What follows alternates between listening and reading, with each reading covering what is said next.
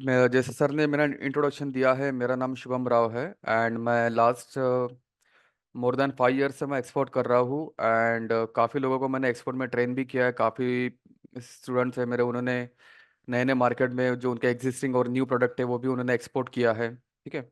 और करंटली जो मैं एक्सपोर्ट कर रहा हूँ वो तो मेटल प्रोडक्ट्स है, एल्यूमिनियम एंड स्टील प्रोफाइल। ठीक है। और जिस कंट्री में मैं एक्सपोर्ट कर रहा हूँ that is Latin American countries, South American countries, Europe, Asia. ठीक है, middle east and some Asian countries like Sri Lanka हो गया, ताइवान हो गया। ठीक है। इवन नेपाल में भी मैंने एक्सपोर्ट किया है। ठीक है। So let's start with the export. तो एक्सपोर्ट बेसिकली क्या है कि एक्सपोर्ट बेसिकली एक 5 स्टेप प्रोसेस है।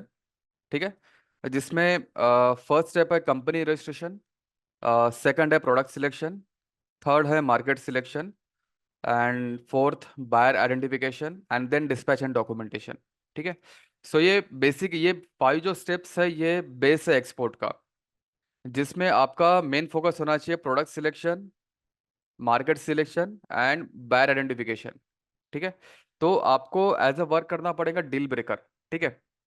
सो जहाँ तक बात है कंपनी रजिस्ट्रेशन की, ठीक है, तो ये मोस्टली काम रहेगा सीए का काम रहता है। ये सीए या फिर कोई एजेंट रहेगा जो आपको कंपनी बना के देगा। ठीक है। कंपनी रजिस्ट्रेशन में लाइक आप स्टार्ट कर सकते हो प्रोप्राइटरशिप फर्म से, या फिर अगर आपका ऑलरेडी कोई फर्म रजिस्टर्ड है then you can continue with that. ठीक है। तो फर्म रजिस्ट्रेशन में, कंपनी रजिस्ट्रेशन में आपको ज़्यादा फोकस नहीं करना है, लाइक ज़्यादा लाइक टाइम स्पेंड नहीं करना है। जो एजेंट है, जो सीए है, उसके थ्रू आपको बना के लेना है। ठीक है।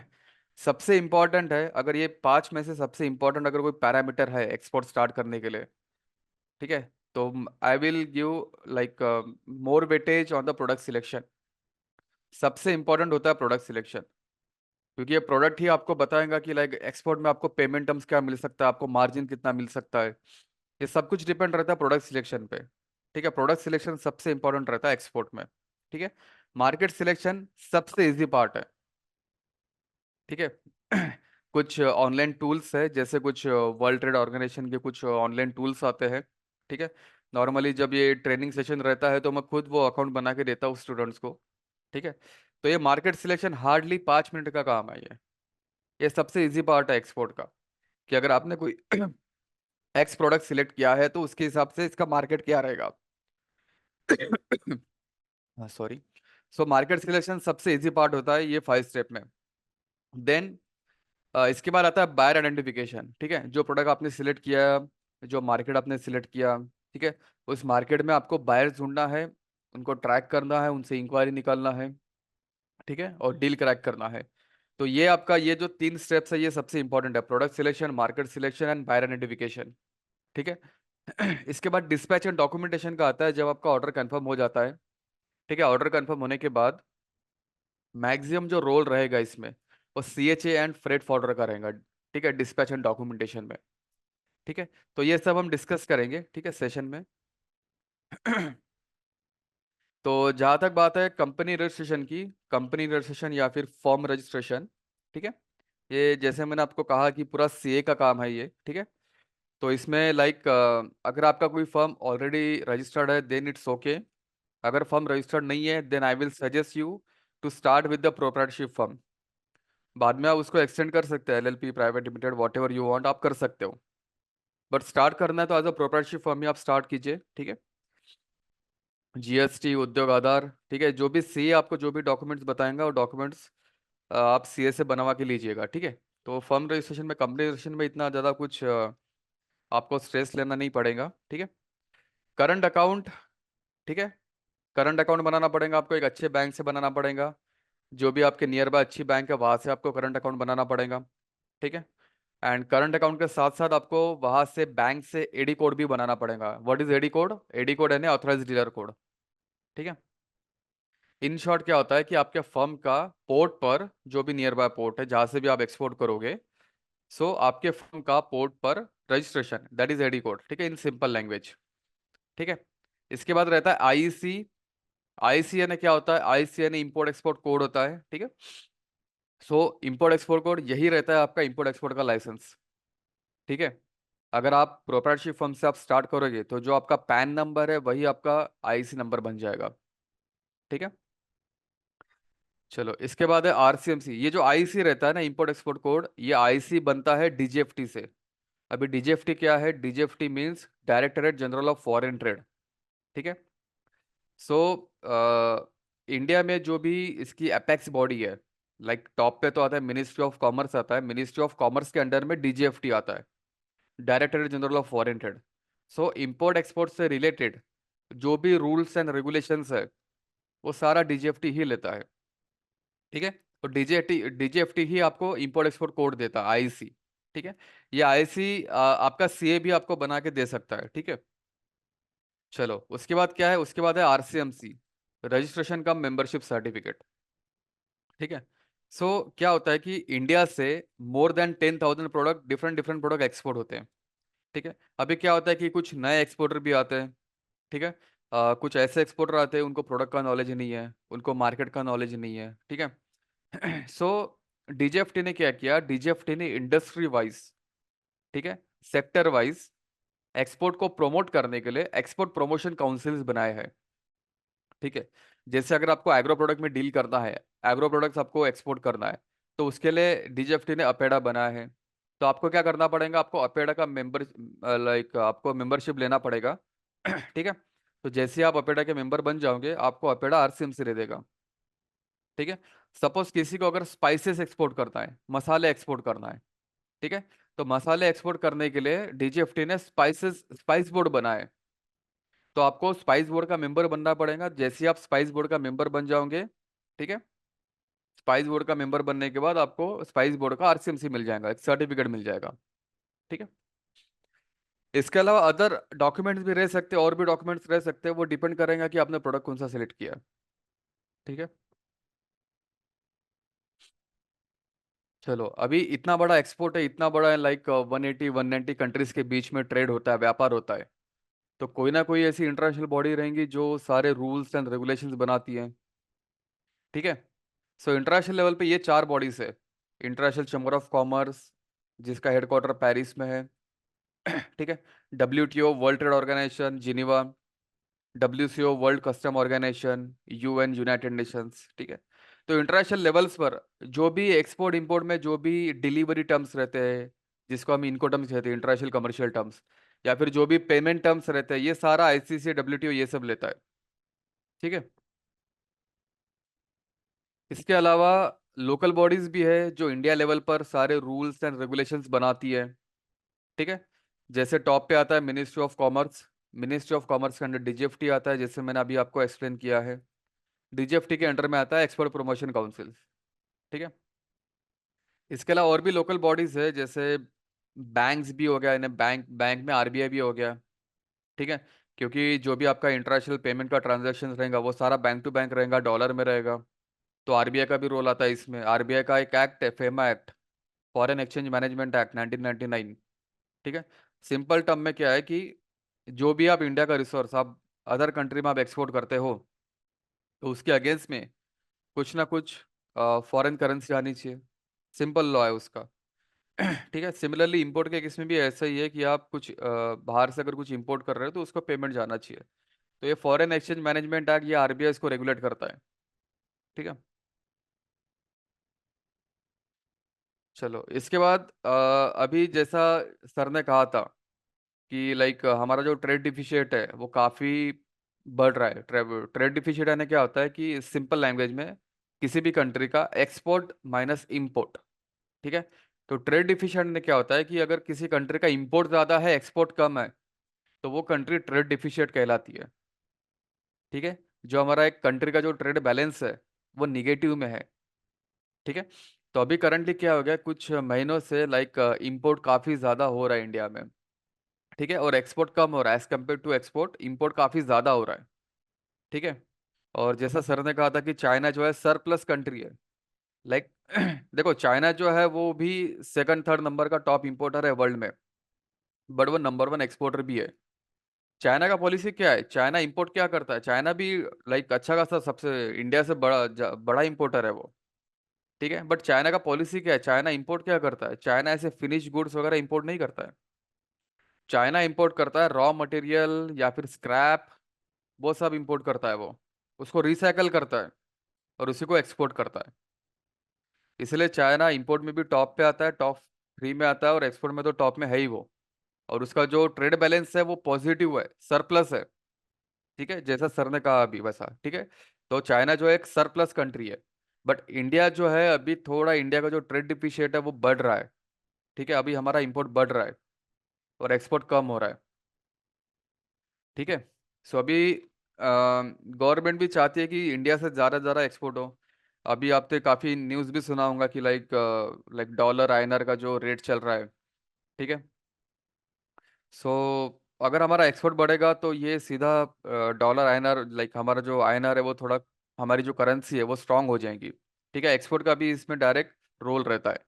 तो गवर्नमेंट भी चाहती है कि इंडिया से जितना ज़्यादा हो सके उतना ज़्यादा एक्सपोर्ट बढ़े। ठीक है। इसलिए गवर्नमेंट क्या करती है कि एक्सपोर्टर को काफ़ी सारे इंसेंटिव्स देती है। ठीक है। जैसा फर्स्ट इंसेंटिव है कि जीएसटी टैक्स, 99% प्रोडक्ट के ऊपर गवर्नमेंट कोई टैक्स नहीं लेती है, 99% प्रोडक्ट के ऊपर। ठीक है। आपसे गवर्नमेंट टैक्स नहीं दे रही है और गवर्नमेंट आपको अलग से इंसेंटिव भी दे रही है। ठीक है। जैसे मैं पहले आपको एक्सपोर्ट के बारे में बता दूं, एक्सपोर्ट के बारे में यहाँ पर दिया है TMA, transport and marketing assistance. ये कुछ सिलेक्टेड प्रोडक्ट्स के लिए रहता है, सिलेक्टेड एग्रो प्रोडक्ट्स के लिए रहता है। ठीक है। सेकंड इंसेंटिव डीबी के, ड्यूटी ड्रॉबैक। ठीक है, आपने एक्सपोर्ट किया, आपको लाइक कस्टम क्लियरेंस हो गया, सब कुछ हो गया, शिपिंग बिल फाइल हो गया। ठीक है, तुरंत गवर्नमेंट जितना भी इंसेंटिव है प्रोडक्ट के ऊपर, वो इंसेंटिव आपके अकाउंट में डाल देती है, डायरेक्ट करंट अकाउंट में आपको ट्रांसफर कर देती है। ठीक है, जैसे आपका कस्टम क्लियरेंस प्रोसीजर सारा हो गया उसके बाद। ठीक है। वो ड्यूटी ड्रॉबैक रहेगा, लाइक अप टू 5% तक रहता है, बट नॉर्मली कंसिडर करो 2% भी पकड़ के चले तो काफ़ी अच्छा है वो। ठीक है, जैसे आपने सपोज 10 लाख का कोई कंसाइनमेंट किया, उसके ऊपर 2% अगर ड्यूटी ड्रॉबैक है तो लाइक 20,000 रुपीज डायरेक्टली गवर्नमेंट आपके करंट अकाउंट में डाल देगी। ठीक है, और जो प्रॉफिट आ रहा है वो अलग। ठीक है। सेकंड इंसेंटिव है RODTEP, रेमिशन of duties and taxes paid on exported products. ठीक है। ये भी ऑलमोस्ट अप टू 5% रहता है। इसको भी अगर आप 2% कंसिडर करके चलो तो ये भी लाइक 20,000, अगर 10 लाख का कंसाइनमेंट है तो अगर 2% डीबी के मिल रहा है, 2% RODTEP मिल रहा है, तो वो टोटल 40,000 हो गए मिला के। ठीक है। एक्सपोर्ट से जो आपको मार्जिन आ रहा है वो तो आपको डेफिनेटली, आपको जो मार्जिन है वो मिलेगा। उसके अलावा गवर्नमेंट आपको ये दो इंसेंटिव भी देती है। ठीक है। चलो उसके बाद कुछ इंपोर्ट के लिए भी इंसेंटिव्स है। ठीक है। जैसा यहाँ पर दिया है EPCG एंड एडवांस लाइसेंस। ठीक है। तो ये गवर्नमेंट क्या कह रही है कि सपोज अगर आपको कुछ मशीनरीज वगैरह इंपोर्ट करना है तो आप without paying any GST, without paying any tax to the government, आप मशीनरीज इंडिया में इंपोर्ट कर सकते हो, कैपिटल गुड्स आप इंडिया में इंपोर्ट कर सकते हो, जिसके ऊपर गवर्नमेंट को आपको कोई टैक्स देना नहीं पड़ेगा। ठीक है। तो फॉर एग्जाम्पल अगर आपको 1 CR का आपको मशीनरी इंपोर्ट करना है जिसके ऊपर टोटल टैक्स जा रहा है 30%, तो 30 लाख रुपए गवर्नमेंट को आपको देना नहीं है under this EPCG licence. But government की कुछ टर्म्स एंड कंडीशंस है, उसको आपको फुलफिल करना पड़ेगा। ठीक है। सिमिलरली है एडवांस लाइसेंस है। ठीक है। तो ये टर्म्स एंड कंडीशंस क्या होता है वो मैं डिटेल में जब ट्रेनिंग स्टार्ट होगा उसमें मैं शेयर करूंगा। ठीक है। इसके बाद है एडवांस लाइसेंस है। ठीक है, आपने कैपिटल गुड्स, आपने मशीनरी तो आपने इंपोर्ट कर लिया है, बट वो मशीनरी के अंदर आपको रॉ मटेरियल भी डालना पड़ेगा तो ही फिनिश गुड निकलेगा। ठीक है। तो अगर आपको कोई भी रॉ मटेरियल आपको इंपोर्ट करना है, स्क्रैप इंपोर्ट करना है, तो आप without paying any tax to the government, आप इंडिया में आप रॉ मटेरियल आप इंपोर्ट कर सकते हो। ठीक है। उसकी भी कंडीशन है कि कुछ टर्म्स एंड कंडीशन है वो आपको फुलफिल करना पड़ेगा। बट दोनों का जो गवर्नमेंट ने जो इंपोर्ट इंसेंटिव यहाँ पे दिए हैं, EPCG एंड एडवांस लाइसेंस, इसका दोनों का काम एक्सपोर्ट को बढ़ाना ही है इनडायरेक्टली। ठीक है। तो गवर्नमेंट काफ़ी ज़्यादा सपोर्ट करती है, काफ़ी ज़्यादा हेल्प करती है एक्सपोर्टर को। ठीक है। गवर्नमेंट के कुछ ऐसे एजेंसी भी है कि सपोज आपने क्रेडिट में किसी को एक्सपोर्ट किया है। ठीक है, किसी आप कोई आपको इंपोर्टर मिल गया, he is asking for the credit, 30 days 60 days credit, और आपने कर भी दिया, अगर वो आपके साथ फ्रॉड भी करता है, अगर आपको पेमेंट नहीं करता है, तो अगर तो इंपोर्टर ने अगर आपको पेमेंट नहीं दिया तो गवर्नमेंट ऑफ इंडिया आपको पेमेंट करेगी। ठीक है। इतना सेफ किया गवर्नमेंट ने एक्सपोर्ट, क्योंकि गवर्नमेंट खुद चाहती है कि इंडिया से जितना ज़्यादा हो सके उतना ज़्यादा एक्सपोर्ट बढ़े। ठीक है।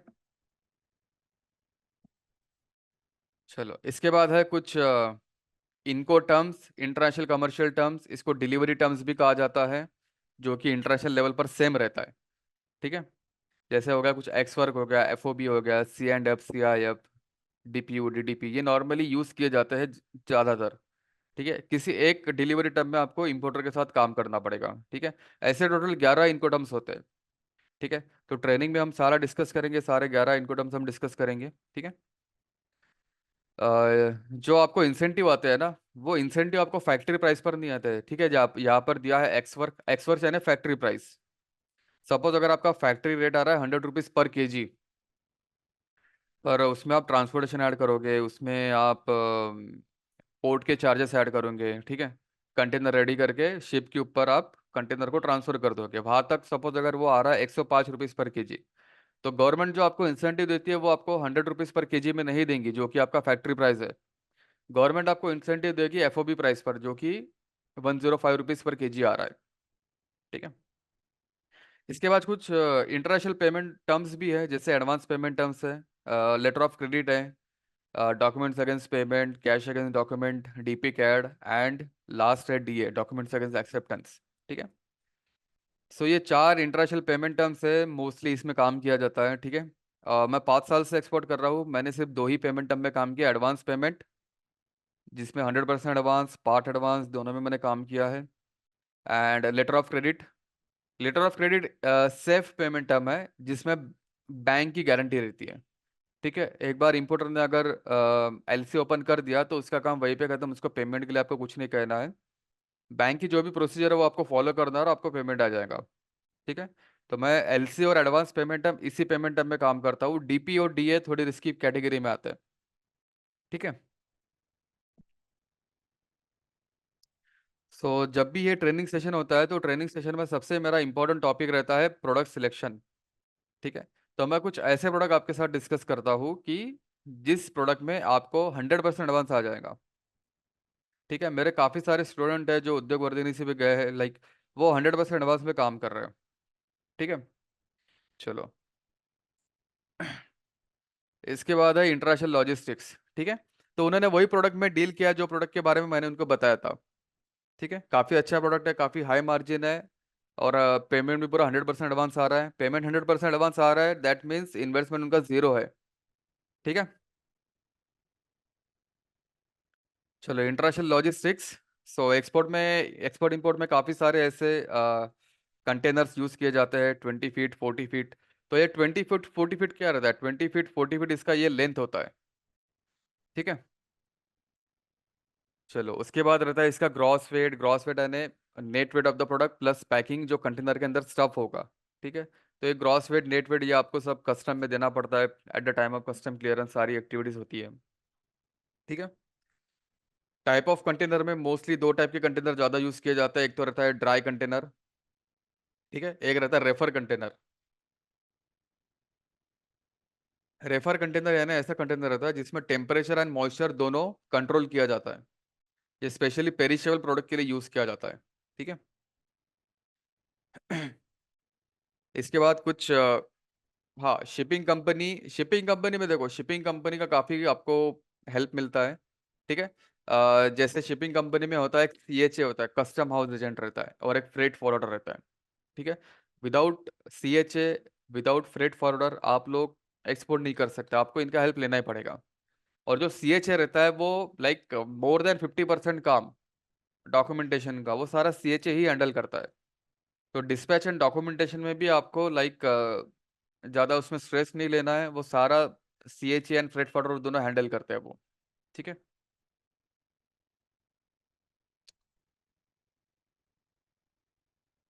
चलो, custom process of import and export. ठीक है। जैसे मैंने आपको स्टार्टिंग में कहा था कि कोई भी इंडिया का रिसोर्सेज आप बाहर की कंट्री में एक्सपोर्ट करते हो, तो जब वो आप एक्सपोर्ट करोगे वो किसी ना किसी पोर्ट के थ्रू ही जाएगा। चाहे आप बाय सी कर रहे हो, चाहे आप बाय एयर एक्सपोर्ट कर रहे हो, चाहे आप नियर बाय कंट्री जैसे नेपाल, भूटान, बांग्लादेश है, ठीक है, वाया ट्रक वगैरह आप एक्सपोर्ट कर रहे हो, तो लैंड बॉर्डर वगैरह भी रहता है। तो जब भी इंडिया का रिसोर्सेस किसी भी मोड से इंडिया के बाहर जाएगा, तो वो जो भी उसका नियर बाय पोर्ट रहेगा वहाँ पर उसका कस्टम क्लियरेंस डेफिनेटली होगा।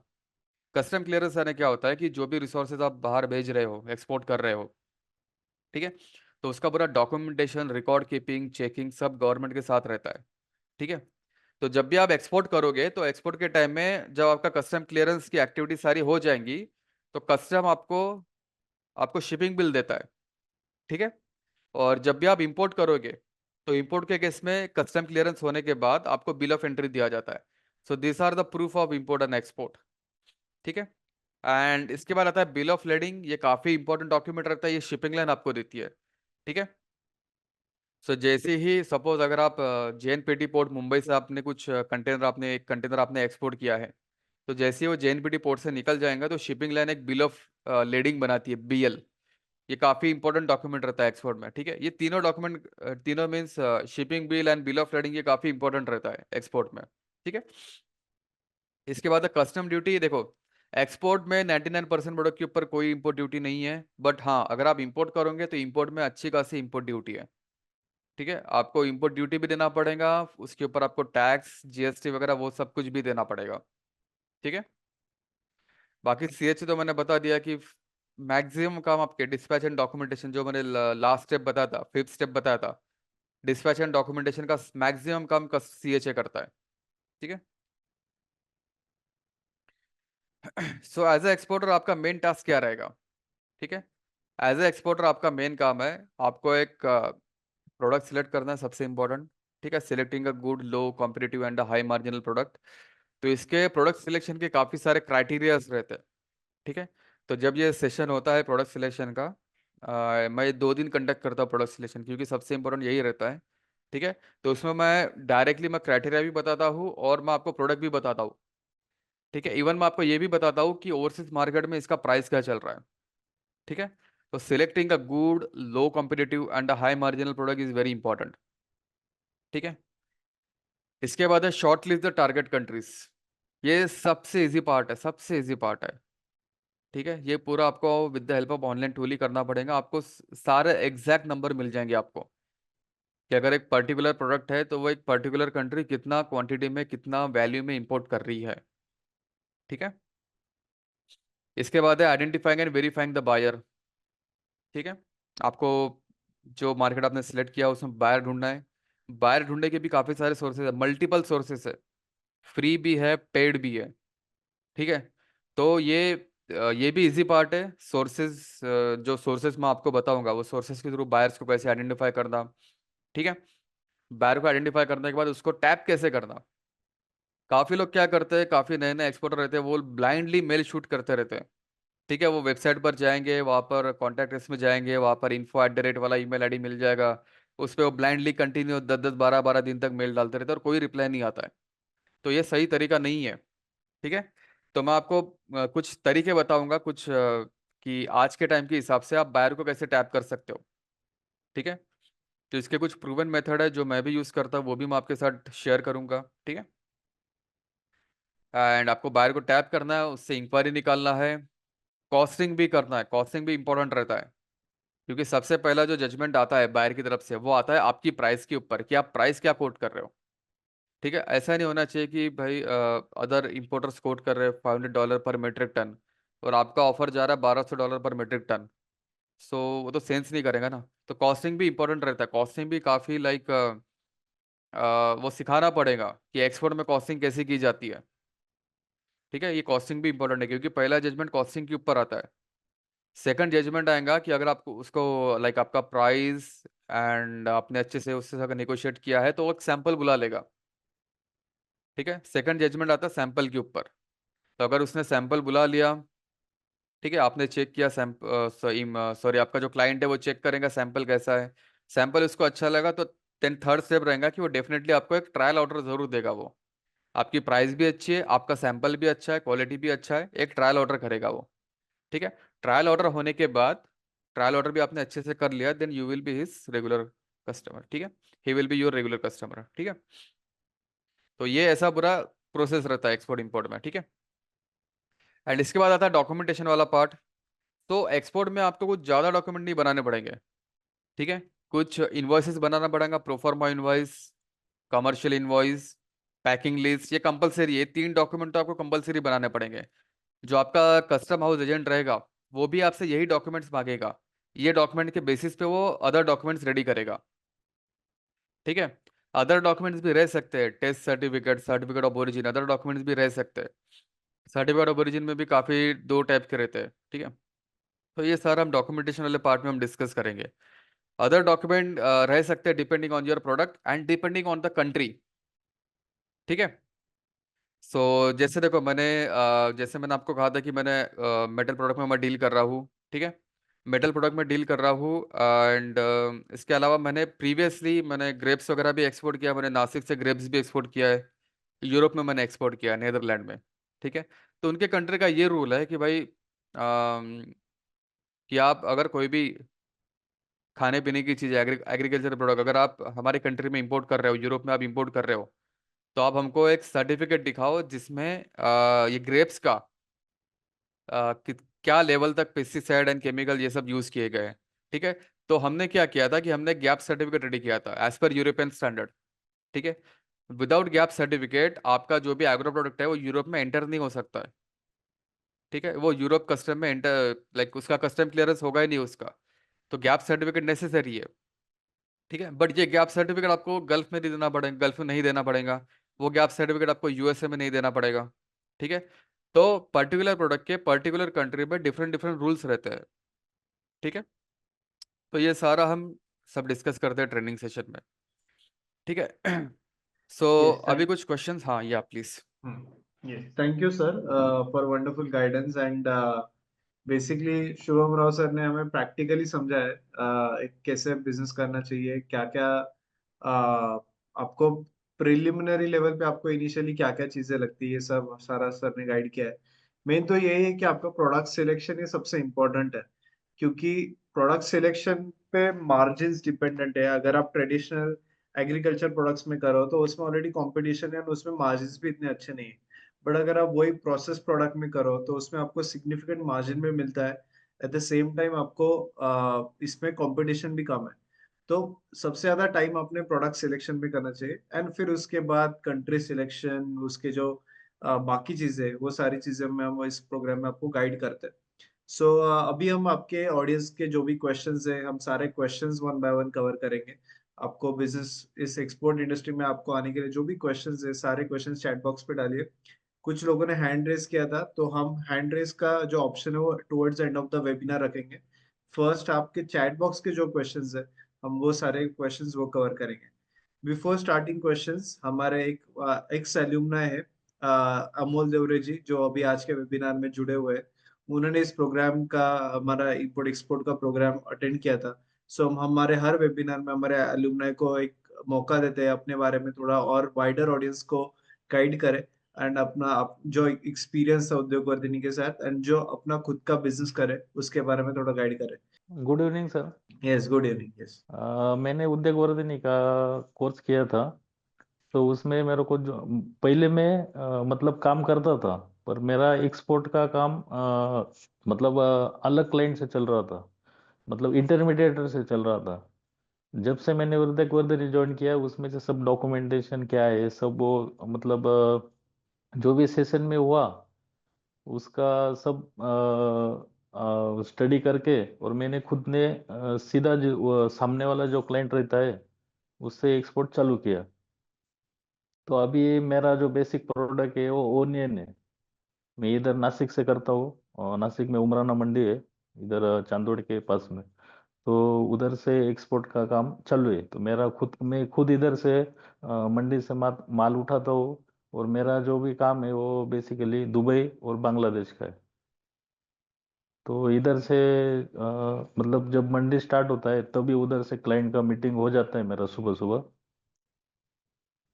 और उसमें से जो भी रेट उनको लगता है वो रेट से हम उनको इधर से बाय करके, और बाकी एलसी विलसी सब वो निकाल के जो भी पेमेंट का टर्म रहता है वो सब सेट करके, उनका जितना भी ऑर्डर होगा क्वांटिटी वो हम इधर से एक्सपोर्ट करते हैं।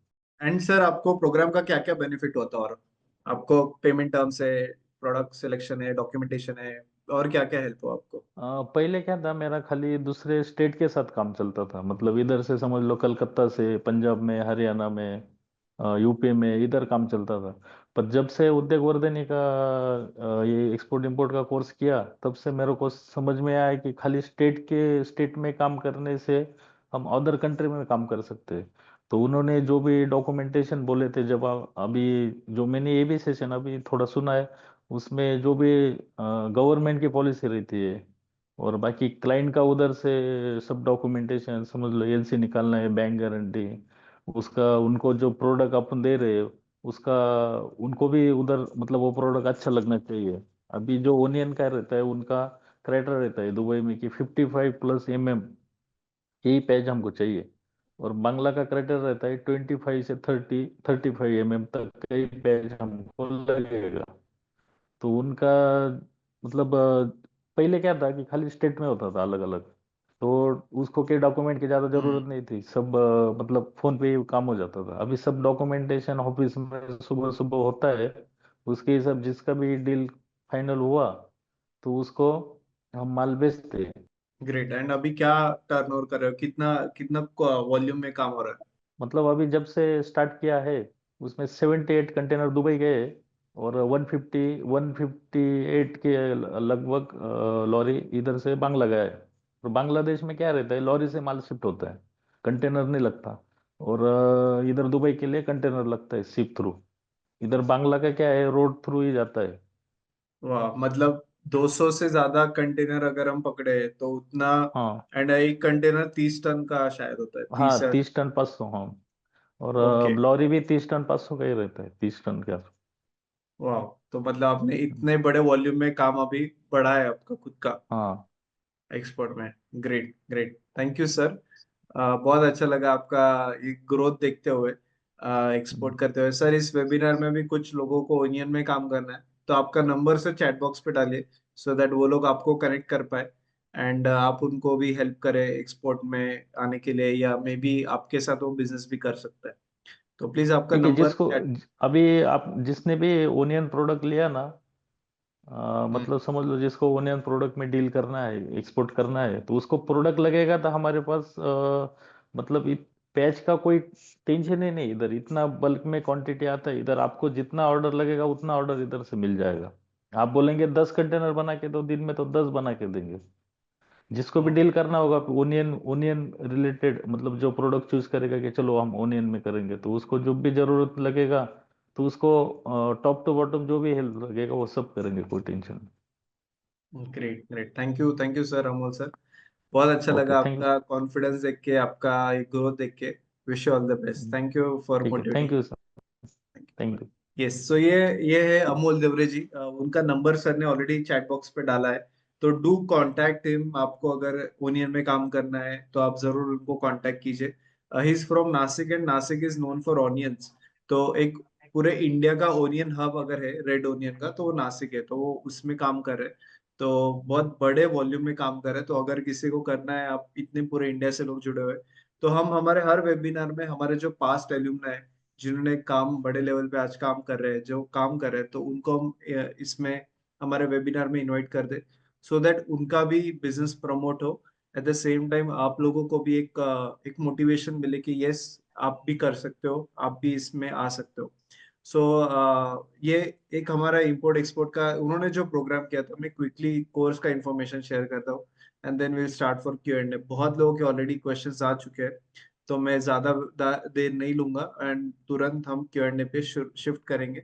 तो ये जो कोर्स है हमारा import export with global management, इसका 3 वीक्स का ये प्रोग्राम है। एंड इसका न्यू बैच 21 जनवरी से स्टार्ट हो रहा है। एंड इसका fees actually will cover come to that.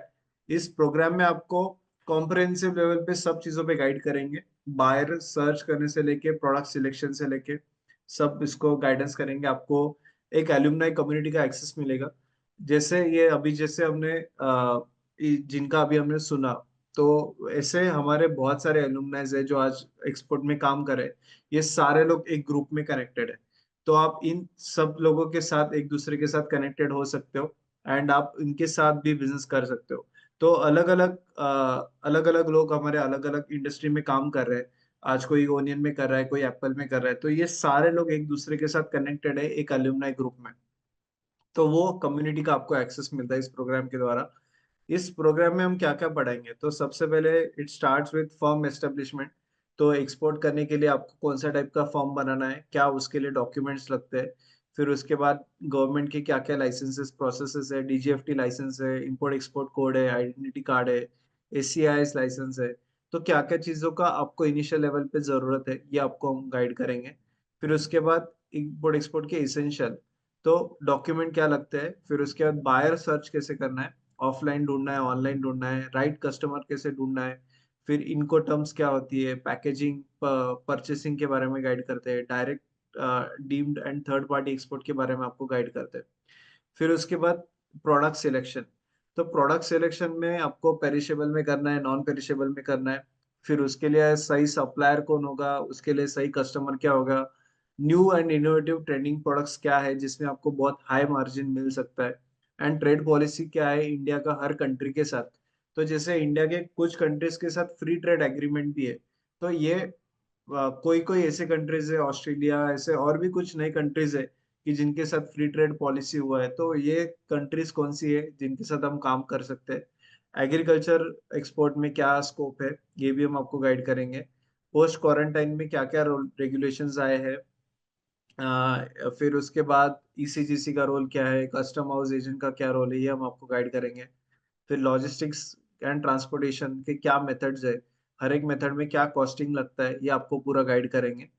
फिर उसके बाद अलग अलग स्टेक होल्डर्स कौन है इन्वॉल्व, सीएचए है, डीजीएफटी है, सबका रोल क्या होता है एक ओवरऑल एक्सपोर्ट में, ये हम आपको गाइड करेंगे।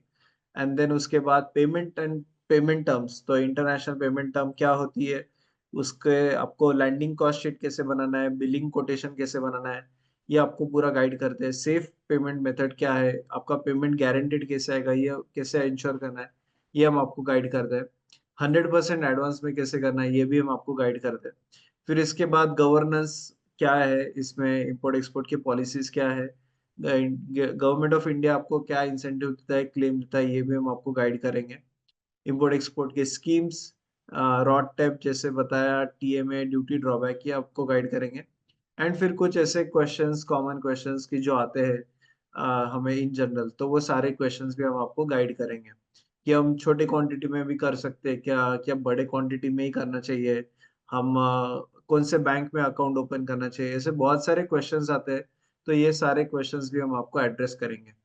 तो इस प्रोग्राम में आपको शुभम राव सर पूरा गाइड करेंगे। आज का वेबिनार अगर किसी ने मिस किया है, तो आप वापस आज का वेबिनार का रिकॉर्डिंग ये सेक्शन पे जाके प्ले कर सकते हो। अभी बहुत सारे लोग हैं जिन्होंने एक बड़े स्केल पे आज अपना बिजनेस कर रहा है। तो अभी जस्ट हमने हमने देवरेज सर का सुना, बट आप हमारे स्टोरी यहाँ पे सक्सेस स्टोरीज के सेक्शन पे जाइए। यहाँ पे हर एक हमारे एंटरप्रेन्योर्स के स्टोरीज देखिए। अभी ये जो है महेंद्र सिंगर है जिन्होंने हमारा प्रोग्राम किया था एक्सपोर्ट का। उन्होंने 200 रुपए से शुरुआत किया था, 200 रुपए के फर्स्ट दिन में उनको प्रॉफिट हुआ था। आज अभी उनका लास्ट ईयर का टर्नओवर 58 करोड़ है। तो एग्रीकल्चर प्रोडक्ट में अलग अलग कमोडिटीज में प्रोसेस में काम करते हैं। उनका आप स्टोरी जरूर देखिए, यहाँ पे वीडियो प्ले करके उनका हमने पॉडकास्ट शूट किया है। ये है गोपाल सानप जो एप्पल में इंपोर्ट का काम करते हैं। सिर्फ 25 साल की उम्र है, उन्होंने हमारा कोर्स करने के बाद कॉलेज से ड्रॉप आउट किया था। आज वो 30 करोड़ का टर्नओवर कर रहे हैं। तो उनका आप स्टोरी जरूर देखिए गोपाल सानप का। फिर अलग अलग ऐसे बहुत सारे एंटरप्रेन्योर्स है जो आज बड़े लेवल पे बिजनेस कर रहे हैं। एंड अलग अलग कोई, अभी ये जो है शैलेश दीक्षित सर जो बायोटेक्नो प्रो बायो में काम कर रहे हैं, तो वो भी उनका भी स्टोरी आप देख सकते हो। तो ये प्रोग्राम लाइव है। आपको इस प्रोग्राम को रजिस्टर करने के लिए लिंक जो है मैं आपको चैट बॉक्स पे शेयर कर रहा हूँ। बहुत सारे लोगों के फीडबैक्स है, तो आप जरूर हमारे फीडबैक्स देखिए। अभी लोगों के ऐसे हमें स्क्रीनशॉट्स आते हैं उनके प्रोडक्ट्स के जो उन्होंने एक्सपोर्ट किया है। तो ये सारे लोगों को आप देख सकते हो। अभी किसी ने मोरक्को में रेन पाइप का एक्सपोर्ट किया है, तो वो पूरा जर्नी उन्होंने दिखाया है एंड हमें हमें शेयर किया है। किसी ने एप्पल में काम किया है। तो ये सारे लोगों की स्टोरीज आप जरूर देख सकते हो, हमारे स्क्रीनशॉट्स उनके देख सकते हो, एंड उनके टेस्टिमोनियल वीडियोस भी देख सकते हो। एंड द मेनली आप उनका सक्सेस स्टोरी का जो पॉडकास्ट है वो जरूर देखिए। बहुत आपको मोटिवेशन मिलेगा कि आप भी जरूर कर सकते हो इस industry. It's not rocket science, आप भी इजीली कर सकते हो अगर आपको नॉलेज है तो। तो ये प्रोग्राम लाइव ऑनलाइन है, 8 to 9:30 इस टाइम में हर रोज शाम को रात लाइव होगा, 8 से 9, 9:30 के बीच में। फिर 3 वीक्स इसका ड्यूरेशन है। एंड फीस अभी बेसिकली इसका फीस हम हर साल हाइक करते हैं, हर साल हमारा फीस कोर्स का 20% से हाइक होता है। बट क्योंकि कुछ लोगों ने ऑलरेडी रजिस्टर किया था हमारे पास, तो हम अभी इसका फीस 6,000 है। बट अगर कोई इसके अगले बैच में अगर कोई ज्वाइन करे, जो हमारा अगला बैच होगा, तो आपको 20% हायर फीस में आपको ये कोर्स मिलेगा। तो कुछ जिन्होंने अभी प्रायर रजिस्ट्रेशन किए थे, तो अभी हमने जनवरी में फीस हाइक नहीं किया ये बैच के लिए, but it will hike from next month onwards. तो मैं इस प्रोग्राम का रजिस्ट्रेशन का लिंक आपको शेयर कर रहा हूँ चैट बॉक्स पे। Now we will start with all the questions. बहुत सारे क्वेश्चंस आए, so will start with all the questions one by one. तो मैंने इस प्रोग्राम को रजिस्ट्रेशन करने का लिंक चैट बॉक्स पे आपको शेयर किया है। Now will start with the questions. Shubham sir, I will start with the questions. Sir, first question है कि सर टेक्सटाइल में एक्सपोर्ट कर सकते हैं क्या? या डेफिनेटली टेक्सटाइल में भी काफ़ी ज़्यादा स्कोप है। टेक्सटाइल में भी आप एक्सपोर्ट कर सकते हो, उसके रॉ मटेरियल भी आप कर सकते हो, यार्न से लेके फिनिश प्रोडक्ट तक इंडिया से ऑलरेडी काफ़ी अच्छा ये एक्सपोर्ट हो रहा है और इसका मार्केट भी ग्रोइंग है। तो डेफिनेटली टेक्सटाइल इज़ एक अच्छा सेक्टर है एक्सपोर्ट करने के लिए। एंड हमारा खुद का उसमें प्लांट होना चाहिए या किसी से लेके भी कर सकते हैं? आप एज अ मर्चेंट एक्सपोर्टर भी कर सकते हो। जो भी मैन्युफैक्चरर है मैन्युफैक्चर से परचेस करके आप एक्सपोर्ट कर सकते हो। और उसके लिए मैन्युफैक्चर को आपको इवन आपको जीएसटी देने का भी गरज नहीं है, क्योंकि मैन्युफैक्चर नॉर्मली जो भी है 12%, 18% जितना भी जीएसटी रहता है। सो एक्सपोर्ट में इतना ज़्यादा फैसिलिटी है गवर्नमेंट की तरफ से कि आपको मैन्युफैक्चर को जीएसटी भी नहीं देना पड़ेगा। ठीक है। ओके। या सर, मुल्तानी मिट्टी जैसे प्रोडक्ट्स काम कर सकते हैं क्या? या डेफिनेटली मुल्तानी मिट्टी हो गया, और दूसरा और एक मैं अगर आपको प्रोडक्ट बताऊंगा वो है मेहंदी। तो ये भी प्रोडक्ट काफ़ी एक्सपोर्ट हो रहे हैं। और लाइक पूरे फुल कंटेनर नहीं जाता है, बट ये स्मॉल स्मॉल क्वांटिटी में बाय एयर होता है। और इसमें ये लाइक इजीली आपको एडवांस भी मिल सकता है, और ये हाईएस्ट मार्जिन वाला प्रोडक्ट, ये हाई हाई मार्जिन वाले कैटेगरी में आता है। ओके। सर, अगला कि how to find export company, मतलब इंपोर्ट कंपनी की जो जिनको हम एक्सपोर्ट कर सकते हैं। Yes yes. So basically importers को ढूंढने के काफ़ी सारे सोर्सेस है। जैसे आप नॉर्मली आप गूगल भी कर सकते हो। देखो जैसे अगर आपका प्रोडक्ट है टर्मरिक पाउडर या फिर टर्मरिक, सो आपको आइडेंटिफाई करना पड़ेगा कि turmeric powder as a raw material किस इंडस्ट्री को केटर करता है। सो वो फार्मा इंडस्ट्री को भी केटर करता है, वो कॉस्मेटिक इंडस्ट्री को भी केटर करता है, एंड इसके अलावा फूड इंडस्ट्री को भी केटर करता है। तो आपको टारगेट कंट्री में कुछ लाइक ऐसे मैन्युफैक्चर ढूंढना पड़ेगा जिनको turmeric powder as a raw material उनको लाइक रेगुलर रिक्वायरमेंट रहती है।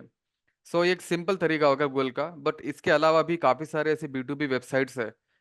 उसमें फ्री भी है और काफ़ी सारे ऐसे कुछ कस्टम डेटा भी है जिसमें आपको रियल डेटा मिल जाएगा। रियल डेटा उसमें तो फिर आपको सारा इन्फॉर्मेशन मिल जाएगा कि कौन एक्चुअल में इंपोर्टर है, इवन कौन एक्सपोर्टर है और वो क्या प्राइस में एक्सपोर्ट कर रहा है। तो ये सारा इन्फॉर्मेशन मिल जाएगा। बेसिकली इंपोर्टर को ढूंढना कोई बड़ी बात नहीं है, इसमें गवर्नमेंट भी हेल्प करती है। जैसे मैंने आपको बता दें कि एक्सपोर्ट प्रमोशन काउंसिल भी बायर का डाटा शेयर करती है, इंडियन एम्बेसी भी बायर का डाटा शेयर करती है। तो there are multiple sources to find out the buyers. Right. Yes, और बहुत क्वेश्चंस है चैट बॉक्स के, तो first we will cover chat box question, फिर हम आपको अनम्यूट का रिक्वेस्ट भेजेंगे सो दैट वेबिनार में डिस्टरबेंस ना क्रिएट हो। तो फर्स्ट हम सारे चैट बॉक्स के क्वेश्चंस कवर करेंगे। अगला है कि सर, एग्री एंड स्पाइसेस दोनों में एक साथ काम कर सकते हैं क्या? या डेफिनेटली कर सकते हो, एग्री एंड स्पाइसेस दोनों में आप काम कर सकते हो। बट मैं थोड़ा एडवाइस करूंगा कि थोड़ा आप फोकस कीजिए, कि थोड़ा प्रोसेस फूड में आप फोकस कीजिए। उसमें मार्जिन ज़्यादा है और पेमेंट टर्म भी एडवांस आता है। ठीक है। प्रोसेस फूड मीन्स थोड़ा डिहाइड्रेटेड ड्राइड पाउडर फॉर्म में या फिर उसका ऑयल फॉर्म में, अगर ये आप थोड़ा प्रोसेसिंग करोगे तो ये और बेटर रहेगा। ओके। अगला है कि सर, स्टार्ट करने के लिए क्या करना पड़ेगा, मतलब कितना इन्वेस्टमेंट लगता है? हाँ, सो इन्वेस्टमेंट देखो, आपका इन्वेस्टमेंट रहेगा कंपनी रजिस्ट्रेशन, जीएसटी, आईसी, यहाँ तक ही आपका इन्वेस्टमेंट रहेगा। So consider it as a 12 to 15,000 के बीच में आपका कंपनी रजिस्ट्रेशन हो जाएगा। And as a export like export start करने के लिए जो इन्वेस्टमेंट रहेगा वो डिपेंड रहेगा कि आपका पेमेंट टर्म क्या है। ठीक है। जैसे मैंने कहा था कि अगर आपको 100% एडवांस पेमेंट मिल जाता है तो वो एक्सपोर्ट कंसाइनमेंट का आपका इन्वेस्टमेंट, आपका पर्सनल इन्वेस्टमेंट, वो तो बाय डिफॉल्ट वो जीरो ही रहेगा। ठीक है। बाकी फिर अगर आप एलसी दूसरे पेमेंट में आप काम करोगे तो उसका लाइक इन्वेस्टमेंट डिपेंड रहेगा, ऑर्डर क्वांटिटी, ऑर्डर वैल्यू, उसके ऊपर डिपेंड रहेगा वो। बट आपको फोकस करना है कि लाइक 100% एडवांस की तरफ भी आपको आपका फोकस होना चाहिए, जिसके कारण लाइक आपका इन्वेस्टमेंट जीरो रहेगा। ओके सर, अगला है कि हमने कौन से प्रोडक्ट में, मतलब प्रोडक्ट सिलेक्शन कैसे करें? अब किस किस पे, आई थिंक ये तो डिटेल्ड आंसर है, बट अगर शॉर्ट में अगर आप गाइड या करो। सो प्रोडक्ट सिलेक्शन के भी काफ़ी क्राइटेरियाज है। सो लाइक हमने वो प्रोडक्ट सिलेक्ट करना चाहिए जो आज के टाइम के हिसाब से नीडी है, ठीक है, जिसकी रिक्वायरमेंट काफ़ी ज़्यादा है। सो ऐसे कुछ ऑनलाइन टूल्स भी है जिसके थ्रू हम पता कर सकते हैं कि लाइक किस किस प्रोडक्ट में ग्रोथ बढ़ रही है। सो ये वर्ल्ड ट्रेड ऑर्गेनाइजेशन के कुछ टूल्स है, जो मैं लाइक अभी तो थ्योरेटिकली नहीं बता सकता क्योंकि ये कम्प्लीटली प्रैक्टिकल है। तो अकाउंट देना पड़ेगा, अकाउंट बना के देना पड़ेगा, जिसके through I can clearly explain. So हमको आइडेंटिफाई करने पड़ेंगे ऐसे प्रोडक्ट जिसका रिक्वायरमेंट, जिसका नीड बढ़ रहा है ओवरसीज मार्केट में, या फिर सपोज आपने कोई टारगेट कंट्री, किसी कंट्री को आपने टारगेट किया है तो उस कंट्री में किस प्रोडक्ट की नीड बढ़ रही है। सो उसके हिसाब से ये तो एक क्राइटेरिया हो गया। ऐसे और भी थोड़े मल्टीपल क्राइटेरियाज है, जैसे न्यू, यूनिक, ट्रेंडिंग प्रोडक्ट्स। इसके अलावा आप टारगेट कर सकते हो GI tag product, geographical indication. ठीक है। जैसे अगर आपको ग्रेप्स एक्सपोर्ट करना है तो ग्रेप्स आपको नासिक से एक्सपोर्ट करना पड़ेगा। ठीक है। ऑरेंज के लिए नागपुर फेमस है। ठीक है। अगर आपको टेरी टॉवल वगैरह एक्सपोर्ट करना है तो उसका जीआई टैग सोलापुर के पास है। तो ऐसे नियर अबाउट 600 प्रोडक्ट्स है जिसको गवर्नमेंट ने जीआई टैग दिया है। तो वो जीआई टैग प्रोडक्ट भी आप एक्सपोर्ट कर सकते हो। ठीक है। वो ऑथेंटिक प्रोडक्ट रहते हैं, वो इंडिया से काफ़ी लाइक ओवरसीज मार्केट में काफ़ी डिमांड रहती है इसकी। Yes. ये एक इम्पोर्टेंट चीज समझने से, जीआई टैग, हर एक सिटी एक नोन है कि कोई प्रोडक्ट वो सिटी का फेमस है, एंड गवर्नमेंट उसको जीआई टैग देती है। तो अक्रॉस इंडिया ऐसे बहुत सारे सिटीज है कि जहाँ पे अलग अलग स्पेशल प्रोडक्ट्स है। लास्ट टाइम हमारे साथ वेबिनार में एक मैसूर से पार्टिसिपेंट जुड़े हुए थे, सॉरी बैच में। एंड वो सिटी ऐसा है कि जिसको सबसे ज्यादा जीआई टैग्स है पूरे इंडिया में। उनको ये मालूमात नहीं था, एंड उनके सिटी के क्या प्रोडक्ट्स है उनको पता नहीं था। तो ये बेसिकली हम आपको इस कोर्स में पूरा गाइड करते हैं जीआई टैग्स क्या है। And okay, so now next question is sir, T masala products को डिमांड है क्या? या डेफिनेटली। देखो टी में अगर ओवरऑल देखा जाए, सपोज अगर आप ब्लैक टी को कंसिडर करोगे, सिंपल ब्लैक टी, तो आप शॉक हो जाओगे कि इसका टॉप एक्सपोर्टर कौन है। आप सोचोगे कि चाइना सबसे बड़ा एक्सपोर्टर है, बट इसका सबसे बड़ा एक्सपोर्टर है केन्या। ठीक है। इसका 33% का मार्केट शेयर है। इसका रीज़न क्या है कि देखो, प्रोडक्शन वाइज देखा जाए तो चाइना, इंडिया एंड श्रीलंका, इसमें ज़्यादा प्रोडक्शन होता है टी का, ब्लैक टी का, बट कंजम्पशन भी ज़्यादा ही होता है। बट केन्या ऐसी कंट्री है जहाँ पर प्रोडक्शन होता है बट कंजम्पशन नहीं है। इसके कारण लाइक ब्लैक टी में केन्या का अच्छा खासा मोनोपोली 33% का। बट अभी जो करंट जो ट्रेंड है, ठीक है, डिफरेंट डिफरेंट क्या उसको, ग्रीन टी एंड आजकल ब्लू टी वगैरह भी चल रहा है, उसके साथ साथ टी मसाला है। ठीक है। हाँ, ऐसा नहीं कि सिर्फ इंडिया में कंज्यूम किया जाता है टी, गल्फ में भी काफ़ी कंज्यूम किया जाता है, यूरोप यूके में भी कंज्यूम किया जाता है। ठीक है। तो ये टी मसाला का रिक्वायरमेंट डेफिनेटली रहेगा और ये भी ग्रोइंग मार्केट है। यस। अगले की सर, सस्टेनेबल फैब्रिक वगैरह इनको डिमांड है, एंड कौन से कंट्रीज में अगर है तो? हाँ सो देखो, डिमांड तो डेफिनेटली है, बट इसके लिए भी हमको वो ऑनलाइन टूल ही यूज़ करना पड़ेगा। किसी भी प्रोडक्ट का अगर आपको लाइक पता करना है कि कितना कौन सी कंट्री सबसे ज़्यादा इंपोर्ट करती है, तो इसके लिए हमको वो ऑनलाइन टूल्स का ही हेल्प लेना पड़ेगा, जो वर्ल्ड ट्रेड ऑर्गेनाइजेशन का वो एक ऑनलाइन टूल है। आपको सिंपल क्या करना पड़ेगा, प्रोडक्ट का एचएस कोड डालना पड़ेगा, चाहे कोई भी प्रोडक्ट हो। तो उसमें आपको इजीली आप लिस्ट आउट कर सकते हो कि उसके टॉप इंपोर्टिंग कंट्रीज कौन से हैं। सो डेफिनेटली जैसे आपका लाइक फैब्रिक है, फैब्रिक का आप एचएस कोड डाल दो, आपको इजीली पता चल जाएगा, विद इन 5 मिनट आप कंट्री टारगेट कर लोगे। और आप ये भी पता कर सकते हो उसमें कि ग्रोविंग डिमांड कहाँ पे, किस कंट्री में ज़्यादा रिक्वायरमेंट बढ़ रही है। तो परसेंटेज वाइज आप वो भी चेक कर सकते हो, वो भी ट्रैक ट्रैक कर सकते हो। Yes. ऐसे क्या क्या रिस्क फैक्टर्स है सर इस बिजनेस में, एंड मतलब कैसे अवॉइड कर सकते हैं? Yes yes. तो सबसे बड़ा जो रिस्क फैक्टर जो नए एक्सपोर्टर सोचते हैं कि वो है पेमेंट से रिलेटेड। तो पेमेंट से रिलेटेड मैंने बताया था कि गवर्नमेंट की कुछ ऐसे ऑर्गेनाइजेशंस हैं कि अगर आप उनकी हेल्प लेते हो और आप क्रेडिट में आप एक्सपोर्ट करते हो, देखो अगर आपको 100% एडवांस आ रहा है, LC LC letter of credit में आपको पेमेंट टाइम मिल रहा है, तो फिर कोई इशू नहीं है उसमें। बट क्या होता है कि कभी कभी पेमेंट टर्म्स मैच नहीं होते हैं और एक्सपोर्टर क्या करता है कि क्रेडिट में एक्सपोर्ट कर देता है, 30 डेज क्रेडिट, 60 डेज क्रेडिट। ठीक है। सो कुछ नए एक्सपोर्टर रहते हैं, उनको पता नहीं रहता कि गवर्नमेंट के कुछ ऐसे ऑर्गेनाइजेशंस भी है कि अगर इंपोर्टर ने अगर पेमेंट नहीं दिया तो गवर्नमेंट ऑफ इंडिया आपको पेमेंट करेगी। सो वो जो गवर्नमेंट की जो ऑर्गेनाइजेशन है, जैसा लाइक एक टाइप का इंश्योरेंस देते हैं वो। सो आपको उसको आइडेंटिफाई करना पड़ेगा, लाइक जो एक ऑर्गेनाइजेशन है, ईसीजीसी नाम है उनका, उनके पास आपको जाना पड़ेगा, विजिट करना पड़ेगा। ठीक है, बायर का सारा इन्फॉर्मेशन देना पड़ेगा। ठीक है, वो आइडेंटिफाई करेंगे, वेरीफाई करेंगे, आपका जो बायर है, इंपोर्टर, उसको वेरीफाई करेंगे कि वो जेन्युइन है, फ्रॉड है। वो आपको लाइक एक कंफर्मेशन देंगे कि हाँ आप इसके साथ, एक ग्रीन फ्लैग देंगे, ग्रीन सिग्नल देंगे कि हाँ आप इस इंपोर्टर के साथ काम कर सकते हो, और आपको इंश्योरेंस मिल जाएगा गवर्नमेंट की तरफ से। तो इवन अगर इंपोर्टर ने आपको पेमेंट नहीं दिया तो गवर्नमेंट ऑफ इंडिया आपको पेमेंट करेगी। ठीक है, तो वो एक इंश्योरेंस है। तो ऐसा नहीं कि आपको 100% ही मिलेगा, बट 80 to 90% आपको रिफंड मिल जाएगा। सर रेट कैसे डिसाइड होता है प्रोडक्ट का? हाँ, तो किसी भी प्रोडक्ट का अगर आपको प्राइस पता करना है तो प्राइस आपको दो लेवल पर पता करना पड़ेगा। एक तो उसका डोमेस्टिक प्राइस, यानी इंडिया में क्या प्राइस चल रहा है। तो जो भी इंडिया के सप्लायर है, या फिर अगर आप कोई मैन्युफैक्चर प्रोडक्ट अगर तो मैन्युफैक्चर से भी आप प्राइस ले सकते हो, सप्लायर से भी, मल्टीपल सप्लायर से प्राइस लेना पड़ेगा, कंपेयर करना पड़ेगा। और इवन आपको यानी एज ए इंक्वायरी भेजना पड़ेगा आपको।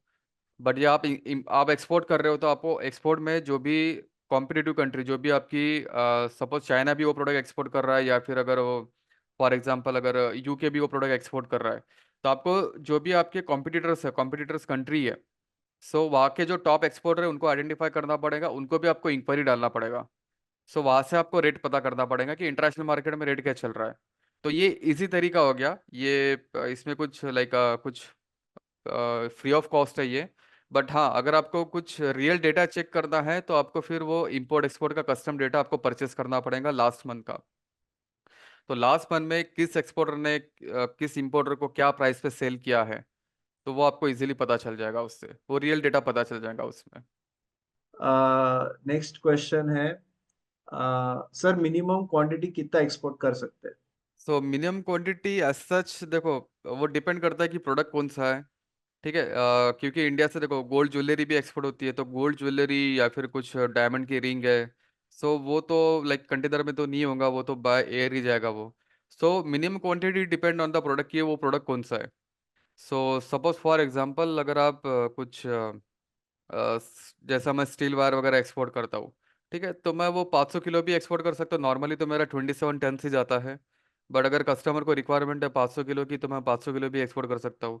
तो क्वांटिटी डिपेंड करता है कि लाइक बायर को कितना, बायर के ऊपर डिपेंड करता है, लाइक हमारे ऊपर तो नहीं है, बट वो that depends on the buyer.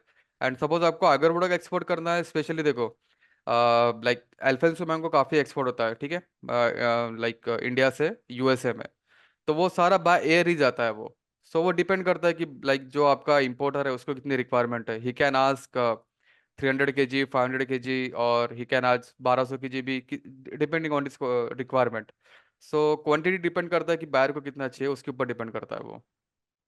Okay sir, और एक है कि सर हम अगर जॉब कर रहे हैं तो फिर भी हम इस एक्सपोर्ट बिजनेस में कर सकते हैं क्या, आ सकते हैं या क्या? या डेफिनेटली, क्या लाइक काफ़ी मेरे ऐसे मुंबई के स्टूडेंट्स हैं, लाइक वो उनका 9 to 5 जॉब जॉब रहता है, एंड 9 to 5 वो जॉब ही करते हैं। ठीक है, एंड जो कुछ 8 बजे के बाद वो लाइक लाइक बायर के साथ वो कनेक्ट करते हैं। ठीक है, 8 बजे के बाद अगर वो कनेक्ट करेंगे तो कौन सी कंट्री टारगेट करेंगे, they are targeting USA, they are targeting like South American countries and UK and some western African countries.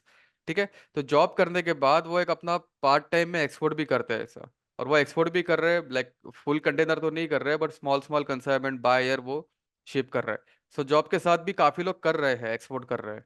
तो आप भी कर सकते हो। ओके सर, आप मार्केटिंग में कैसे गाइड करोगे? मार्केटिंग करने में क्या क्या आप हेल्प करोगे या गाइड या करोगे? सो मार्केटिंग के लिए एक काफी ऐसे कुछ एक B2B वेबसाइट्स है। वैसे एक चाइना की एक वेबसाइट है, एक डायरेक्टरी है, B2B वेबसाइट की डायरेक्टरी है। सो उसमें काफी सारे ऐसे अच्छे अच्छे वेबसाइट है, B2B वेबसाइट है country wise. Like European countries में कौन सी वेबसाइट चलती है, यूरोपियन कंट्रीज में कौन सी B2B वेबसाइट, कौन से येलो पेजेस। ठीक है, जो एक्टिव येलो पेजेस है। सपोज आपने अगर कुछ यूएसए यूएसए मार्केट टारगेट किया है, तो यूएसए में top B2B website, top yellow pages. ठीक है। तो ये सब मैं आपको बताऊंगा, एक्सप्लेन करूंगा अच्छे से। एंड तो वो उस पूरा कंट्री वाइज ही होने वाला है, वैसा पूरा वर्ल्ड के लिए सेम नहीं रहता है वो। हर हर कंट्री में अपना अपना एक सर्च इंजन रहता है, B2B वेबसाइट रहता है, येलो पेजेस रहता है। तो उसके अकॉर्डिंगली हमको वहाँ पर मार्केटिंग करना पड़ेगा। या यस, ओके। सबसे पहला क्या स्टेप है, मतलब सर हम फॉर्म बनाए या प्रोडक्ट सिलेक्शन करें?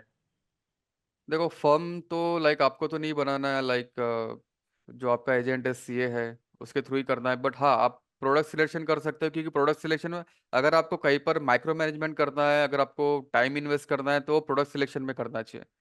सो आप कर सकते हो, आप you can start with the product selection. एक बार आपका प्रोडक्ट सिलेक्ट हो गया, देन उसके accordingly you can registered a firm. Yes. And sir हमें आयरन स्टील ऐसे कुछ काम करना है, तो रॉ मटेरियल वगैरह कैसे डायरेक्ट इंडस्ट्री से लेना चाहिए या कैसे करना चाहिए, मतलब या जस्ट एग्जांपल। हाँ, या डेफिनेटली डेफिनेटली। तो आयरन एंड स्टील, मैं भी आयरन एंड स्टील में ही एक्सपोर्ट कर रहा हूँ, ठीक है। सो लाइक मेरा जो प्रोक्यूरमेंट होता है वो मैक्सिमम छत्तीसगढ़ रायपुर से होता है। Raipur and near by industrial area है, वहाँ पर है, काफ़ी बड़ा हब है उसका। एंड इसके अलावा मैं सिलवासा से भी एक्सपोर्ट करता हूँ, ठीक है। सो ये आपको मैन्युफैक्चर से ही परचेस करना पड़ेगा, ठीक है। एंड हाँ, जैसे आपको परचेस करना पड़ेगा, मैंने लाइक अभी बताया था मैंने आपको कि कोई आपको GST देना नहीं है। GST अगर आप मैन्युफैक्चर को GST दे भी दोगे तो गवर्नमेंट आपको रिफंड कर देंगे वो GST। पर नॉर्मली मैं GST पे नहीं करता हूँ, क्योंकि वो कैसा है कि वो लाइक सम 3 लाख समथिंग वो अमाउंट एक ब्लॉक हो जाता है कुछ 1-2 महीने के लिए। सो मैं प्रीफर नहीं करता हूँ GST पे करना। सो या you can and start the sir iron and steel. या अभी आप अलग सिटी में हो, आप नागपुर में हो, आप सिलवासा से ले रहे हो, आप रायपुर से ले रहे हो, तो या ऐसा जरूरी है क्या वो सारे सिटीज में जाना चाहिए, वहाँ पे अपना प्रेजेंस होना चाहिए? देखो, जैसे हम बायर को आइडेंटिफाई करते हैं, वैसे हमको सप्लायर जो मैन्युफैक्चर है उसको भी आइडेंटिफाई करना पड़ेगा। बट हाँ, but I I will suggest कि फर्स्ट टाइम आपने जाना चाहिए, उसकी फैक्ट्री विजिट करना चाहिए। लाइक लोग कैसे हैं, उसकी फैक्ट्री कैसी है, मशीनरीज कैसी है, प्रोडक्ट कैसा है। तो first time I will suggest कि फर्स्ट टाइम तो भी जाना चाहिए। बट एक बार आपको ट्रस्ट बिल्टअप हो गया, देन आपको बार बार जाने की कोई गरज नहीं है, आप घर से ही ये सब कर सकते हो। सर मशरूम में, ड्राई मशरूम एक्सपोर्ट का या मशरूम पाउडर में स्कोप है क्या? Yes, definitely. मशरूम में भी होता है, लाइक मशरूम भी जाता है, और मशरूम का लाइक वैल्यू एडिशन वाला जो प्रोडक्ट है मशरूम पाउडर, वो भी काफ़ी एक्सपोर्ट हो रहा है। और काफ़ी हाई मार्जिन में ये प्रोडक्ट एक्सपोर्ट हो रहा है। और ये आप बाय एयर भी कर सकते हो, और स्मॉल क्वांटिटी में भी आप एक्सपोर्ट कर सकते हो, तो इसका भी अच्छा मार्केट है ओवरसीज में। Okay. And sir banana powder में मेटल, बनाना पाउडर में है क्या? या definitely, banana powder is value added product. जैसे अनियन पाउडर है, पोमेग्रेनेट पाउडर है, बनाना पाउडर है, लाइक इसका भी लाइक ये इसका इंडस्ट्रियल यूज ज़्यादा है। ये कॉस्मेटिक इंडस्ट्री को भी काफ़ी अच्छे से केटर करता है ये। सो अभी कॉस्मेटिक इंडस्ट्री में भी इसका यूज़ काफ़ी बढ़ रहा है। वैसे ये बेबी फूड्स वगैरह फूड इंडस्ट्री को भी केटर करता है, और कॉस्मेटिक इंडस्ट्री को भी केटर करता है, तो इसका ग्रोइंग मार्केट है। तो ये बल्क में भी एक्सपोर्ट हो सकता है। एंड सर मेटल हैंडीक्राफ्ट जो होते हैं वो भी कर सकते हैं क्या, जो या होम डेकोर होते डेफिनेटली। हैं? जैसे मैंने GI टैग मैंने डिस्कस किया था, तो मैक्सिमम जो GI टैग है वो अगर किसी पर्टिकुलर कैटेगरी के हो तो वो हैंडीक्राफ्ट को ही है। Maximum GI tag handicraft product को ही मिला है। और हैंडीक्राफ्ट का एक अलग से हैंडीक्राफ्ट एक्सपोर्ट प्रमोशन काउंसिल भी है। So handicraft is a very good product to export, और हाई मार्जिन प्रोडक्ट है ये भी। Eggs powder. Which powder? Eggs powder, eggs. अच्छा, एग पाउडर। हाँ, एग अगेन ये वैल्यू एडेड प्रोडक्ट है। एग पाउडर के भी काफ़ी यूज़ है, फूड इंडस्ट्री को कैटर करता है। लाइक इसकी न्यूट्रिशन वैल्यू भी अगर देखा जाए तो प्रोटीन के पॉइंट ऑफ व्यू से ज़्यादा है, ठीक है। सो ये आई थिंक जो भी लाइक जो भी समथिंग वो जिम रैट रहते हैं, वो लाइक इसका यूज़ रहता है, प्रोटीन के इसमें इसका यूज़ रहता है। सो एग पाउडर भी आप कर सकते हो। एग पाउडर के भी मैंने काफ़ी ऐसे मैन्युफैक्चर देखे हैं जो इसका प्रोसेसिंग करके एक्सपोर्ट कर रहे हैं, सिंगापुर मलेशिया में एक्सपोर्ट कर रहे हैं। और ये भी अच्छा हाई मार्जिन वाला प्रोडक्ट है। एंड इसका लाइक आपको थोड़ा इन्फॉर्मेशन कलेक्ट करना पड़ेगा, जो कि इसका एक्सपोर्ट प्रमोशन काउंसिल है, अपेडा। तो अपेडा से इन्फॉर्मेशन कलेक्ट करना पड़ेगा, क्या क्या सर्टिफिकेशन लगेगा। वो अगेन डिपेंड करता है कि टारगेट कंट्री कौन सी है। अगर आपको गल्फ में एक्सपोर्ट करना है तो गल्फ में आपको हलाल सर्टिफिकेट प्रोड्यूस करना पड़ेगा, ठीक है, गल्फ में एक्सपोर्ट करने के लिए। अगर आपको USA में करना है तो FDA सर्टिफिकेशन रहता है इसके लिए। सो एक पाउडर भी आप कर सकते हो, ये भी हाई मार्जिन कैटेगरी में आता है। Yes yes, okay. बहुत लोगों के अलग अलग प्रोडक्ट स्पेसिफिक है, तो ये बाकी रिमेनिंग जो प्रोडक्ट स्पेसिफिक क्वेश्चन से हम वो प्रोग्राम में कवर करेंगे, क्योंकि अभी वेबिनार है, बहुत ज्यादा वाइड ऑडियंस है, ऑलमोस्ट 80 to 100 लोग थे, एंड सबके अलग अलग प्रोडक्ट में क्वेश्चंस है, क्या आंवला कारण नहीं कर सकते, क्या जिंजर में कर सकते हैं, क्या कैक्टस पाउडर है, आलू पाउडर है, ऐसे बहुत सारे क्वेश्चंस है। तो हमारे वेबिनार है तो हमारे पास समय का पाबंदी है, तो हम ऐसे क्वेश्चंस अभी कवर करेंगे जो सबको काम में है, सबको फायदे में रहे।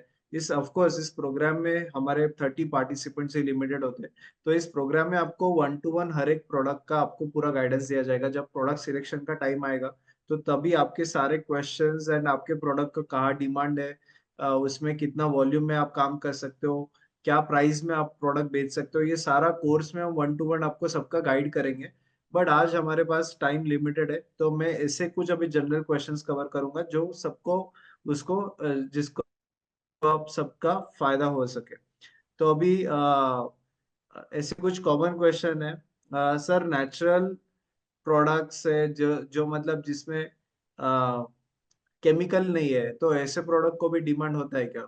Natural product means like with respect मतलब टू ऑर्गेनिक कॉस्मेटिक, प्रोडक्ट जो होते हैं, ऑर्गेनिक को ऑर्गेनिक कैसे? Product. Yes yes definitely, organic का एक अलग मार्केट है। अगर आप ऑर्गेनिक, अगर आप एग्रो प्रोडक्ट भी आप करोगे, सो एज कम्पेयर टू जो general product, general like suppose एक फ्रूट है और एक ऑर्गेनिक फ्रूट है, तो ऑर्गेनिक फ्रूट का भी एक अलग मार्केट है, उसका प्राइस ज़्यादा ही मिलता है, लाइक अच्छा मार्जिन मिलता है उसमें। बट उसमें थोड़ा सर्टिफिकेशन वगैरह भी रहता है, सर्टिफिकेशन भी आपको प्रोड्यूस करने पड़ेंगे। बट हाँ, डेफिनेटली मार्जिन काफ़ी ज़्यादा है इसमें, यस, ओके। ऑर्गेनिक में या।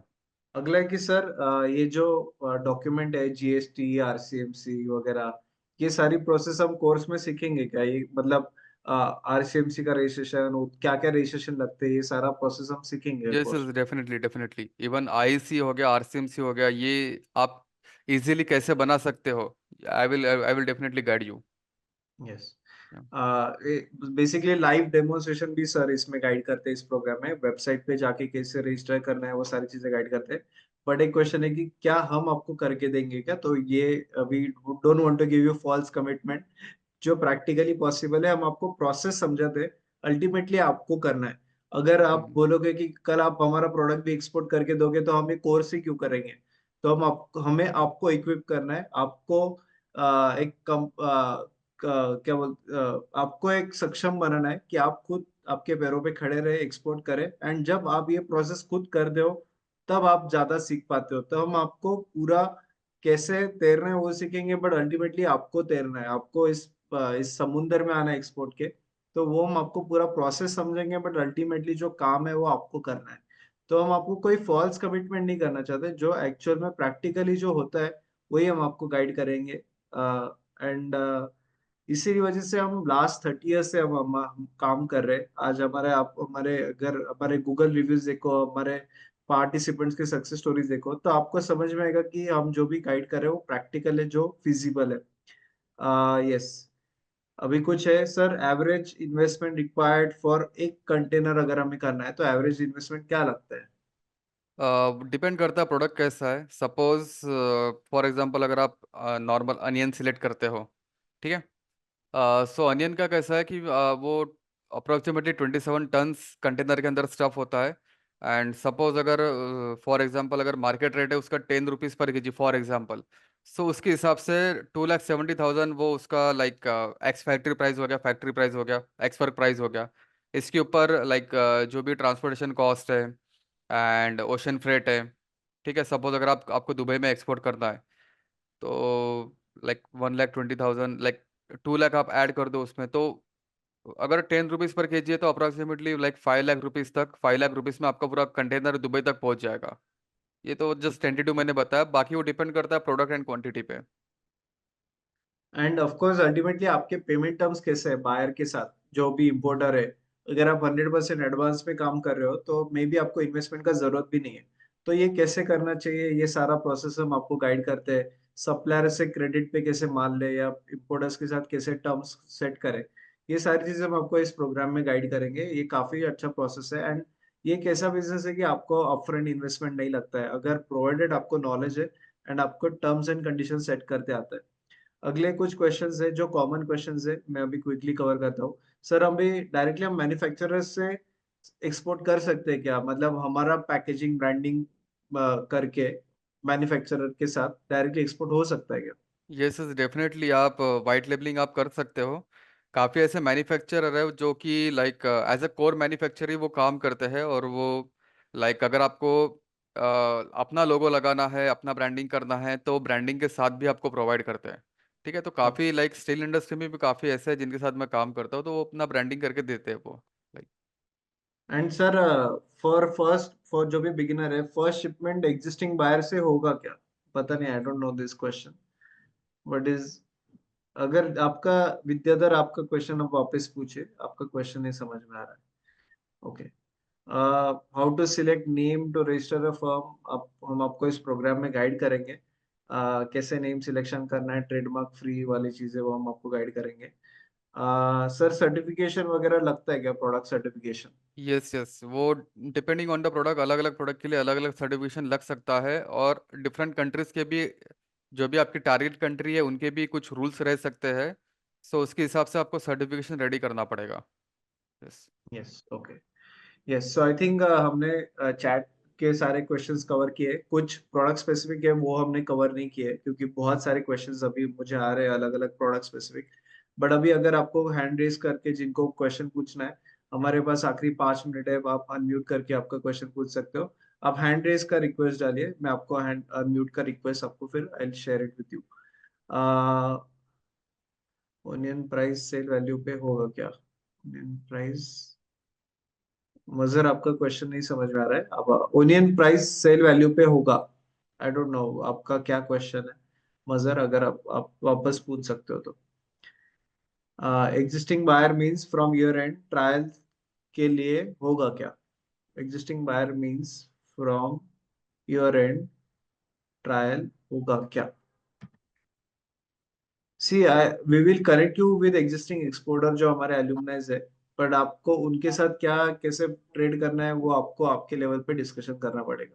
अभी ये सर बोल रहे थे कि जो वैल्यू होगी, अगर 10 रुपीज ओनियन की वैल्यू है तो उसके ऊपर 2,10,000 रुपीज होगा। मगर जब ओनियन वैल्यूएशन, जब डिहाइड्रेशन के बाद 1 kg का 10 kg का 1 kg हो जाता, तो 800 700 जो भी अमाउंट हो, तो उस पे कितना पेमेंट करना पड़ेगा? जो 2,10,000 सर और 1 लाख एक्स्ट्रा बता रहे थे, वो कैलकुलेशन समझना था। तो 2,10,000 जो मैंने आपको बताया वो फुल कंटेनर के लिए बताया मैंने। क्वांटिटी यहाँ पर मैंने यूज़ किया था 27 मीट्रिक टन। ओके। तो नॉर्मली जो पाउडर, जो आप अनियन पाउडर की आप बात कर रहे हो, अनियन पाउडर वो यूजुअली कंटेनर में जाता नहीं, क्योंकि उसका वैल्यू काफ़ी हाई रहता है। हाँ। ठीक है, अगर आप देखोगे यूएस मार्केट में इसका रिटेल प्राइस चल रहा है 3,000 रुपये पर किलो के आसपास। हम्म। 3 से 4,000 रुपये रुपीज़ पर किलो के आसपास। हम्म। ठीक है, तो 10 रुपीज़ पर किलो एंड 3,000 रुपीज़ पर किलो, उसमें काफ़ी लाइक देखा जाए तो काफ़ी डिफरेंस है। वैसे 3,000 नहीं मिलेगा आपको, बट 1,000 रुपीज़ पर किलो भी आपको मिल गया तो वो अच्छा खासा प्रॉफिट मार्जिन है वो। हम्म। तो वो नॉर्मली जाता है बाय एयर जाता है वो। ओके। तो बाय एयर का कॉस्टिंग अलग रहता है, बाय सी का कॉस्टिंग अलग रहता है। ओके। ठीक है। तो selected items he by air जाते हैं, और सिलेक्टेड आइटम्स हैं जो बाई सी जाते हैं। Yes yes. Okay. Thank you. Nikhil, thank आपका क्वेश्चन पूछे। जी सर, थैंक यू। सर, आपने पहले थोड़ी देर पहले बताया था कि अगर हम एज अ प्रोप्राइटर रजिस्टर करते हैं तो वो बेटर ऑप्शन होता है, करेक्ट?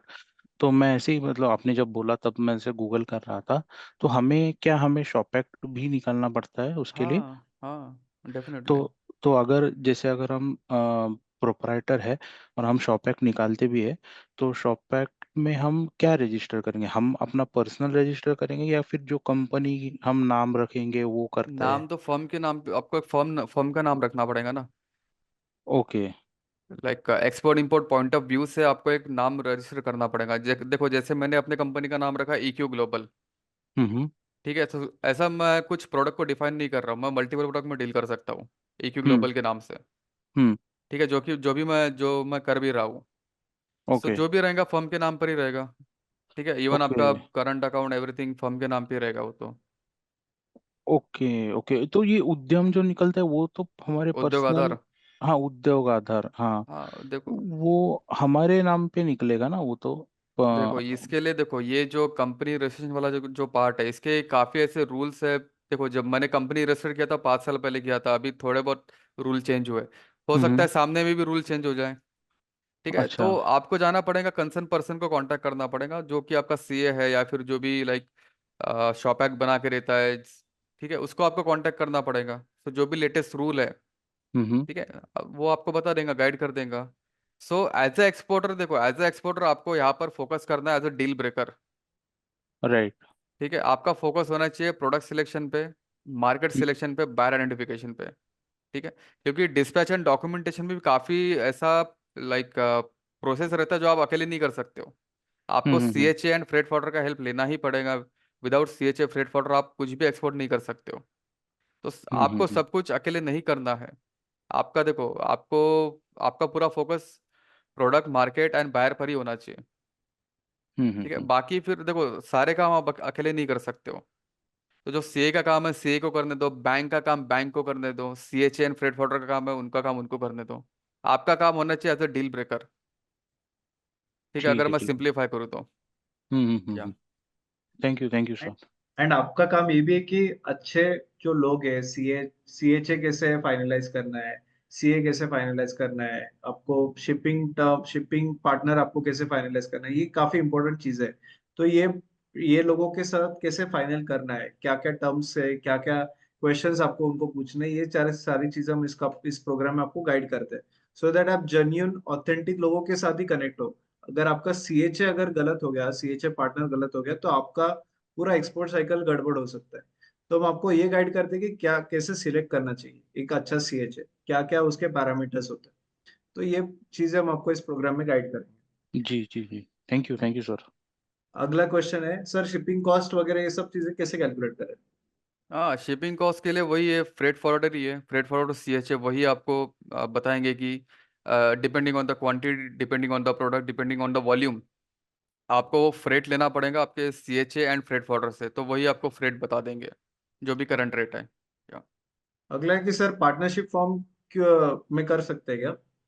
आप कर सकते हो, LLP, private limited partnership, HUF, आप कर सकते हो, उसमें कोई इशू नहीं है। सर फूड लाइसेंस लगता है फूड शिपमेंट के लिए? यस, डेफिनेटली एफएसएसआई का लाइसेंस रखता है उसके लिए।